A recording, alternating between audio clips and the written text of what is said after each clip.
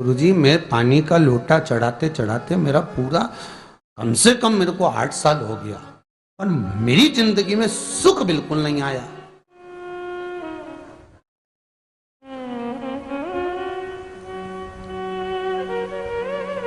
हमने कहा तूने कैसे चढ़ाया, वो भी तो सुने। तो क्या कैसे, क्या स्नान करा और मंदिर जाके लोटा चढ़ाया पानी का। अच्छा, अब मैंने कहा तू चुप रहे। उसके पति, यहीं की इसी ऑफिस की बात है, भवानी मंडी से, उसके पति से पूछा, हाँ जी वर्मा जी सही बताओ, पत्नी लोटा कैसे चढ़ाई। गुरुजी, ना जाने कहाँ के महाराज के चक्कर में पड़ी, लोटा भर के पानी चढ़ाने जाए, नहाने के बाद बच्चा इतना सा रो रहा, चिल्ला रहा, पर उसको टच तक नहीं करे, किसी चीज के नहीं छुए, और बिल्कुल कोरी की कोरी साड़ी पहने, धुली हुई, पहले ही बाथरूम में टांग के धर दे, उसको कोई छू नहीं सकता, टाविल टच नहीं कर सकता, और ऐसी जाके शंकर जी के फिर लोटा चढ़ाए। मंदिर में अगर किसी ने छू लिया तो वापिस आ जाए, नहाए धोए फिर जाए। मैंने कहा बस अब तो तू ऐसी जिंदगी भर चढ़ाती रहे तो भोलेनाथ आएगा ही नहीं।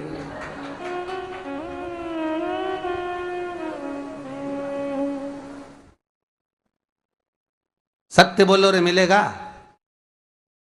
कई लोगों ने पूछा शंकर को रिझाने के लिए कौन से कलर के कपड़े पहने कि शिव राजी हो जाए। शंकर को पाने के लिए कपड़ा बदलने की जरूरत नहीं होती, शंकर को पाने के लिए कलेजा बदलने की जरूरत होती है, शंकर मिल जाता है। कपड़े से शिव कभी नहीं मिला साहब। आप कौन से कलर के कपड़े पहन रहे हो, ये शिव प्राप्त नहीं करोगे हो। सफेद पहन लिए, लाल पहन लिए, केसर के पहन लिया, उससे शंकर नहीं मिल रहा हो। बहुत सारी रुद्राक्ष की माला धारण कर ली, हाथ में भी खूब सारा रुद्राक्ष पहन लिया, यहां पर भी पहन लिया, कान में भी रुद्राक्ष धारण कर लिया, जटा पे भी रुद्राक्ष लगा लिया, उससे शिव नहीं मिलने वाला हो।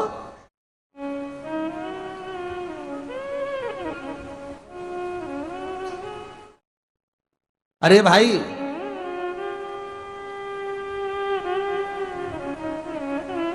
किसके पास में जा रहे हो आप जल चढ़ाने के लिए? जम के बोलिए जरा। शंकर जी के पास। शंकर जी कौन है? तुम्हारे कौन से मतलब नहीं है। भगवान को तो केवल इतना मतलब है कि आप मन कैसा लेकर आए हो। ये तन साफ करने से, स्नान करने से, खूब रगड़ रगड़ के नहाने से, लक्स पेयर से, खूब घिस घिस के नालों ने, क्रीम ने, पाउडर, डेंटिंग पेंटिंग करके फिर भगवान के पास जाओ और बढ़िया 2-4 घंटे तक फैशन करके भगवान को रिझाओ, भगवान रिझेगा?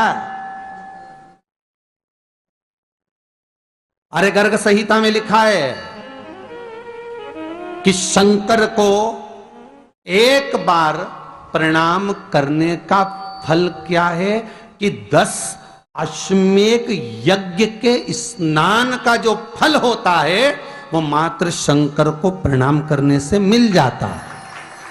कितना? 10 अश्वमेध यज्ञ के स्नान का जो फल है शंकर को मात्र प्रणाम करने से मिल जाता है। पर गर्ग संहिता कहती है कि 10 अश्वमेध यज्ञ के स्नान के बाद भी मनुष्य का जन्म वापिस मिल सकता है। मतलब वापिस तुम्हारा जन्म हो सकता है, किसी भी रूप में हो जन्म हो सकता है। पर शिव पुराण कहती है, गर्ग संहिता कहती है, स्कंद पुराण कहती है, नर्मदा पुराण कहती है कि महाराज इतना जरूर है कि शिव को प्रणाम करने का फल उतना है कि 10 अश्वमेध यज्ञ के स्नान का फल मिल जाता है।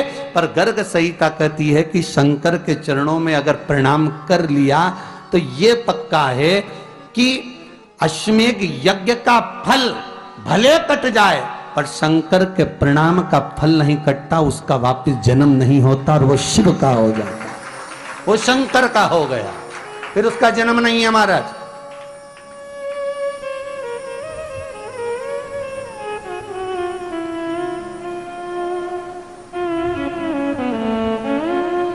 पति से कहा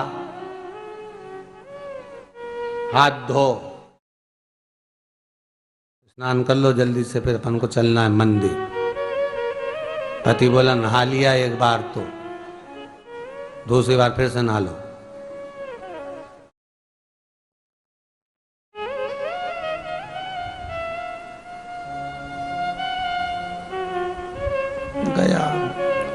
नी के ना माने तो कई घर में चंद्र घंटा से माथा बिड़ा स्नान करा फिर आया। चल पलंग पे काय को बैठ गए?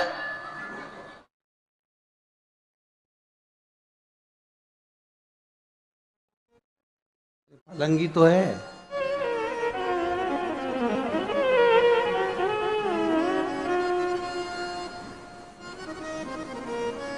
फिर से नहा के आओ। अब ये फिर नहवाने भेज दिया। होता एक सास बेचारी मायके जाना था, मौसी की यहाँ शादी थी। अब उसने बहू से कहा बेटा मेरे को जाना है, अपने घर में छोटे से लड्डू गोपाल उनकी सेवा है, तू एक काम कर कि तू सेवा कर लेगी क्या? हाँ मम्मी, उसमें क्या है, करना क्या है तुम बताओ। बस सुबह से 3 बार ताली बजाना, भगवान को उठाना, पात्र में रख के नहलाना, उनको पोंछना, कपड़े पहना देना, इत्र लगा देना, चंदन लगा देना, मुकुट लगा देना, सुंदर अलकावली सब पहनाने के बाद में भगवान को दर्पण दिखाना। जब भगवान को कांच दिखाए, दर्पण दिखाए, भगवान मुस्कुरा दे, तब भगवान को भोग लगा देना। हाँ मम्मी इतना तो मैं करूंगी, और बाद में भगवान को वापिस सुला देना। हाँ इतना सा कर लूंगी। सास बिचारी कह के चली गई। अब बहू सुबह से उठ के 3 बार ताली बजाई, भगवान को उठाया, बिठाया, नहवाया, तैयार कर दिया। तैयार करके जो दर्पण दिखाया तो भगवान तो मुस्कुराया ही नहीं। अब इसको कौन समझाए कि पीतल की मूर्ति कोई हंसे है? पर उसने तो विचार करा कि सास कह के गई भगवान जब मुस्कुरा दे तो उनको भोग लगा देना। अब भगवान तो कोई मुस्कुराए नहीं, ये दर्पण दिखाया। इसको लगा कि मेरी सेवा में कोई कमी रह गई। इसने भगवान का कपड़ा वपड़ा वापिस उतारा, इनको वापिस रजाई में सुला दिया। अब भगवान को वापिस रजाई में सुलाया, फिर आ गई, 3 बार फिर ताली बजाई, भगवान को फिर उठाया, फिर बिठाया, बिठाने के बाद में फिर उनको कपड़े वपड़े पहनाकर फिर दर्पण दिखाया, पर भगवान तो मुस्कुराया ही नहीं। ये वापिस इस सेवा में गलती रह गई। वापिस इसने सब कपड़ा उतारा, भगवान को फिर सुला दिया। सुबह 8 बजे से नहवा रही, कपड़े पहना रही और सुला रही। 1 बज गई।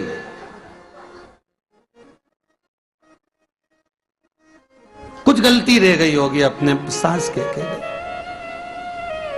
अब की बार फिर भगवान को नहवाया।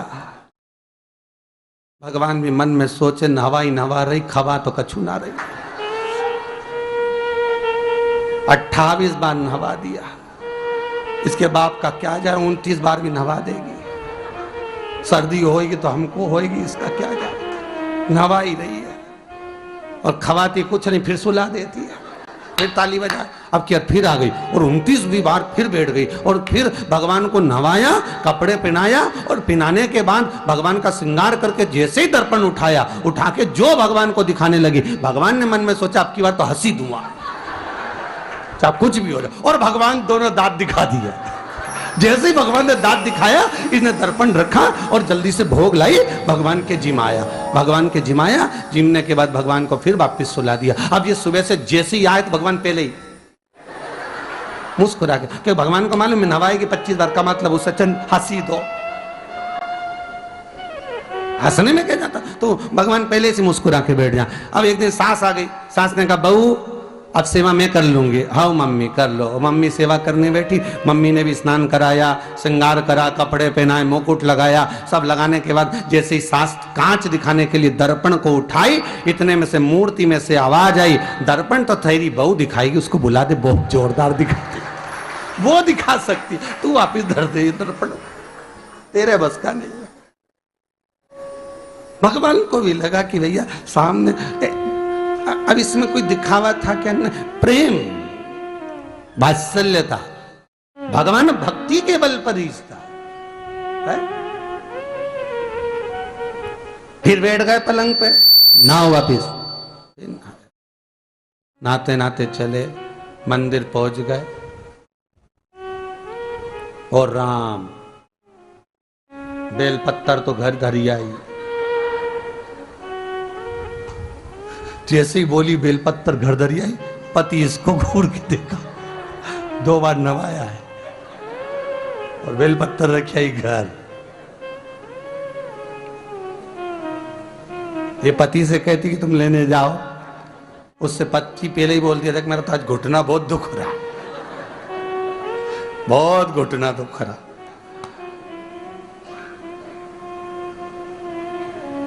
ठीक है, तुम बैठो, मैं आई अभी घर से।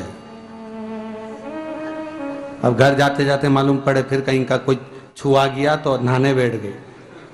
फिर आई, इसकी जो पूजन की थाली रखी थी, कोई भगत आया बेचारा, उसने सोचा मंदिर की थाली है, सब चढ़ा चुड़ू के चले गया सब। पति से बोली तुमने अकेले ही पूजन कर ली, मैं तो करा ही नहीं। ये नंदी जहां बैठा उसके पास में बैठा, मैंने हाथ नहीं लगाया। तो ये सामान कौन चढ़ाया? इनकी आई थी, सब चढ़ाया। तो क्या शर्म नहीं आई? बेलपत्तर तो था ही नहीं। तो क्या सियोर वाला महाराज की कथा सुनी थी, शंकर जी पे से उठा लिया, धो के चढ़ा के वो गई, वो चली गई। शिव ये नहीं कह रहा कि तुम वस्तुएं बटोर कर लाओ। शंकर कहता तुम्हारे पास में मिल जाए तो समर्पित कर दो, नहीं मिले धोया, वापिस शिव को चढ़ा दिया, वापिस शंकर को समर्पित कर दिया। शिव स्वीकार करेंगे। एक महीने तक भी एक बेलपत्र को धोकर शंकर को रोज चढ़ाते रहो तो भी शंकर स्वीकार करेंगे। उसमें भगवान ये नहीं सोचेंगे कि निर्माल्य है, स्वीकार करेंगे।